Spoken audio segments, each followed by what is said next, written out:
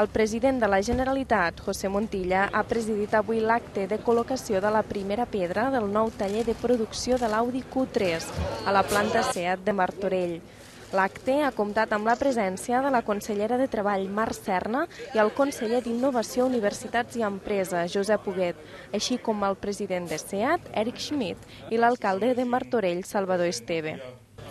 El president del govern ha destacat que la indústria de l'automòbil és un actiu sòlid de l'economia catalana i ha descrit l'acte com una petita gran victòria enmig de la crisi.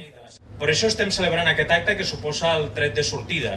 del que serà la inversió més important realitzada, com ha molt dir el senyor Smith, per al grup des d'aleshores, i és una molt bona senyal.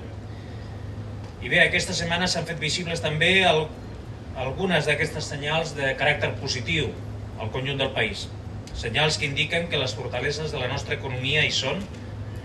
que de raons per la confiança hi ha unes quantes i que de motius per seguir treballant no ens en falten. El president català també ha remarcat que aquesta fita és una mostra de les fortaleses de l'economia catalana, un pas important, com ho són també la inauguració de la TU del Prat, la Fira Mundial de la Innovació i el Coneixement i l'ampliació de l'Institut Català d'Investigació Química de Tarragona. El taller de xapisteria, que acollirà la fabricació del nou model a partir de l'any 2011, tindrà una superfície de 30.000 metres quadrats i comptarà amb prop de 300 robots, aspectes que el convertiran en un dels centres tècnics més moderns del món.